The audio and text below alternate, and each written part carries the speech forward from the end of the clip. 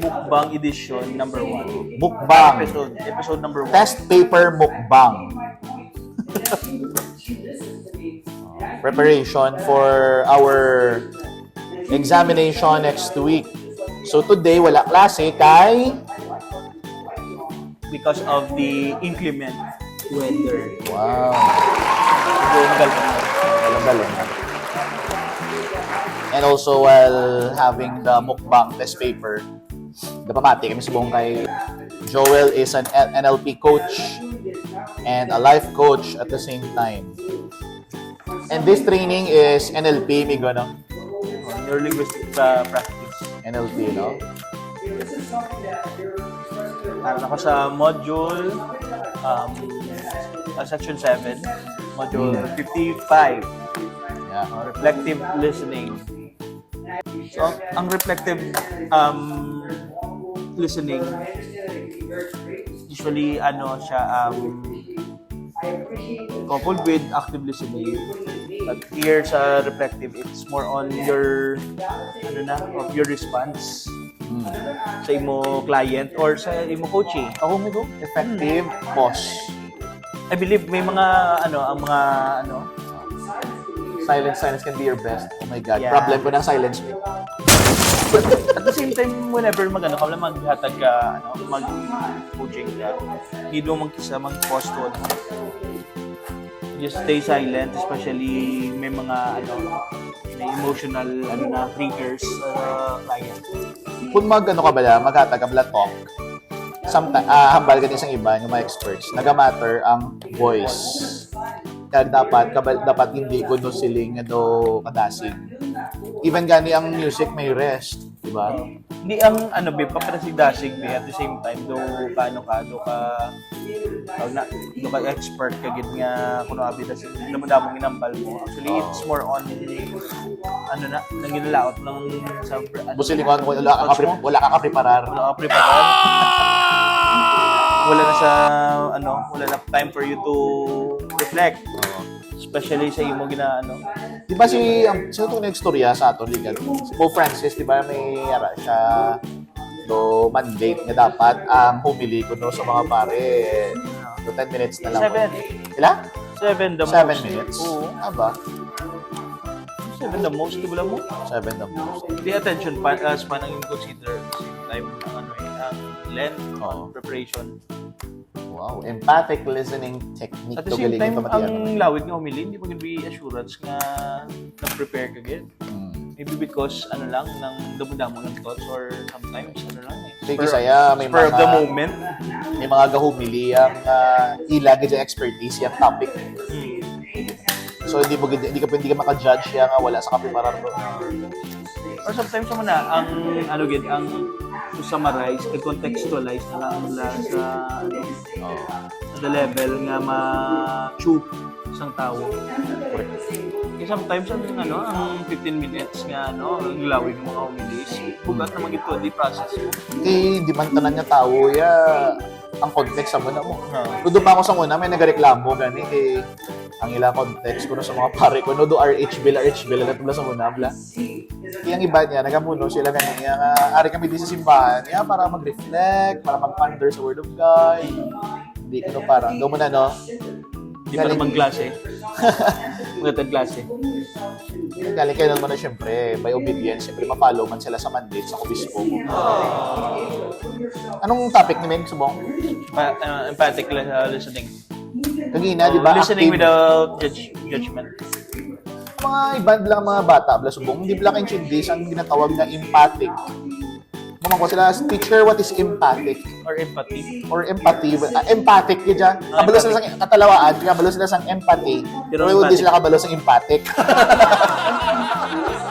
Kasi ganun nga modulo, ang different types of listening. Katatlo na ni active, reflective, empathic. Active, reflective, empathic. Actually, so, may kinalain.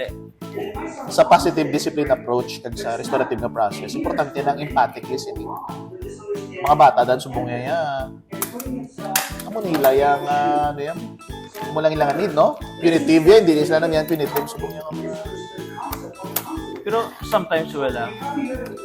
may dichotomy man in terms of understanding of empathic. Kasi sometimes people, kita nag-empathy mo. Oo. Sometimes hindi na ma-apply. Gawara madalang tayo. Hambala tayo empathic, pero di man ta apply empathetically. Empathically. Kung lang taon mo, nag-matters man bisa values ng tao. Kung delikado, manakisa kung too much empathic ka naman kay subject to abuse ka. Being open gani, question ano man na, dako man nga question subong sa mga bata. Liga to topic namon. Openness. Open relationship. What do you mean by open relationship? So, available ang tanan. Open relationship kuno. Ang balisang isa Sulod ka lang. open ka lang kuno, open. Sulod ka lang. So, wala labels muna. Pero in terms of openness, na yung Ang bali na gani, ano yung open relationship? Ang balisang isa, abre nga relationship kuno. Pero di ka explain. Ano bu siningon siya sa abre nga relationship? well, budlay-budlay na siyang empathic. Unless ikaw si Mother Teresa. Well, Si Gandhi. ano siya ng Non-violent communication. very demanding. So, nga, may inherent bias, bala? Correct. Pero by practice, once ma-develop mo man na siya, hindi na siya pilit sa ulihin. Sa akin, yung discussion, nalipat ako kasi masabi ko, in terms of judgment, diba? Sa logic, very natural tayo ang judgment. And we make judgment. Nga, sometimes, may judgment na nga bawal maging judgmental. Pero the fact na may reason ka, dapat ka may judgment, ma-create yung decision mo, kag choice. So, hindi siya totally mambal nga, hindi ka maging judgmental, by nature, yeah. Judgmental ka gid. Judgmental ka gid yan, kaya kinanan mo gid yan mag-judge siya. Hindi ka na hindi ka naka-make decisions, wala judgment. Correct. Natural siyang judgment, pero ang sound judgment, amo nang wala na gina-discuss. Paano mo mahambal Sound yung good judgment. and sound judgment siya? Actually, amo na, ginambal pero rin natin, lagi sa mga teachers, kita pa nga, hindi kita maging judgmental. Well, in fact, siya, contradictory. Yung iba na ba sa bata, gaslighting. Gaslighting. Diba? Gaslighting. Gaslighting, eventually,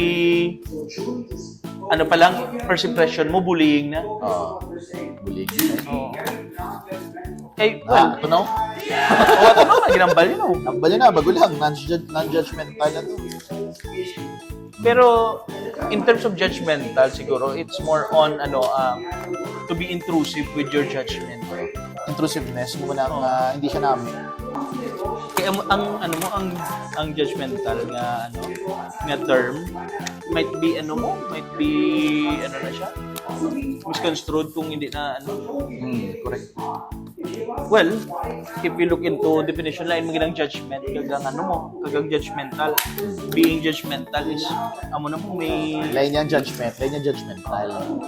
so dapat clear ang distinction kung ano ang judgment, kag ang action or ang Gesture. Gesture of the judgment. Gesture or habit probably of judgment. Paano yakagin sa Deliver. Paano i-deliver? Judgmental to pag-deliver? Or part lang siya sa judgment? Well, in terms of judgmental, sometimes we cannot contest man may line nga circumstance ang action. Nang tawon mo, probability amo na saya biya sa ila pa mo pa rin ay wala ko kabalo. Amo na that's how they they communicate their thoughts and feelings. So, that is why sa coaching, Migo, wala kaya ga-judge because ang gina-use mo nga method is questioning. So, hindi ka intrusive at the same time. When you ask question, intrusive. May tendency maging intrusive ka man di ba? Especially kung wala sa proper na Yung mga reframing questions na yun lang yung sample. Munang reframing na siya. Ganun. Na-reframe mo.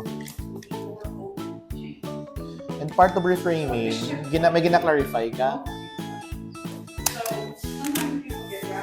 What is the first thing you need to do? Oh. Grabe, no?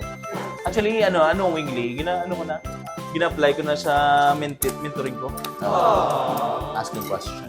Probing question. Sometimes kaya pamangkot ko gani, in terms of mga perspectives sa labala, in terms of reaching the goal they set in mind. Ang tendency sa mga, probably tendency sa mga bata, to be impatient. That's why it takes time really to form Correct. patience. At first, damo na sila yung mga pros and cons na makita until nga ma-develop na sa mind nila yung sila mismo maka-decide for that. Nga, amo ni dapat ang imuon ko. Amo ni dapat nila. Pero at first set do ka, wala na. Every panugod, good-legged man. Nag-start ka man sa friction. Back to scratch ka ba. Pero once ma-adapt na nila, tapos na sila sa ulit. Ang expanding questions, mga prompts na niya. Na-prompt mo na. May guro dason, guro sa mamamo, ni Blanc, si Baby Berlin, pintrahon ka din. Correct. Namigid niya. Namigid ko na si Miss Baby Berlin, dason pintrahon ko si Miss Baby Berlin. Take active din siya sa Vlogger, gina siya yung kadaan. Vlogger. Pero wala ang atong method na ito bala, ang sa I don't know kung ginagamit ko nato ng core ng method. Ang core method bala. Ara? Sort yung Korea? Klase? Mabalikan ko na yan. Ambot kung ginagamit niyo pa na. Ambot. Maninoy, ginagamit mo pa na maninoy. Actually, pero in lang. terms bala mag-frame ko sa processing question, ang pattern ko ang core. Ang isa siguro, may tendency man nga malipatan nato na kapin pakadaan sa buong shortened period lang ta. Dali. Do ginahagal kaya magsagi lagas-lagas sa klase.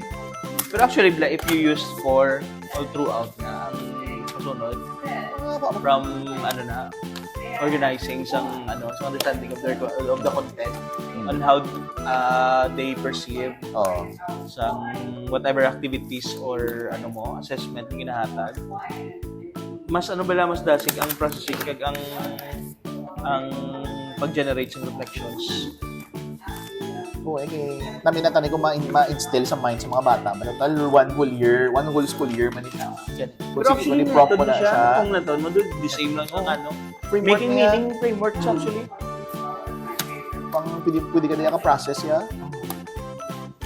Kung kung ma-institutionalize na kaya una, naton mo ang how they perceive the content, anong na-observe nila, ang na-reflect, kag Actually, ang core bala, pwede na siya ma-use nga framework man. Sa journaling. Actually, ginapaano ko sila. Journal. Sila ko gani, instead of, probably maka-create kita device like, sa CER, Claim Evidence Reasoning. Pwede ito sa ma-device ang core. Pwede yan. Yeah, Framework mo siya, kapag method mo siya, sequence siya. method siya. Example, kung mag-share ka pala sa imo yung thoughts, masugod ka sa content, vision mo muna, tapos observations mo. Pwede ka naka-start ask question da nga. Share to us your core. Di ba? Using the core method. Using the core framework in a core method. In a core method. Or in a core paradigm. Paradigm. In an core.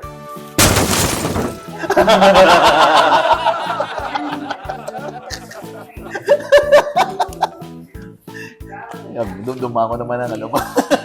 ang naming meeting.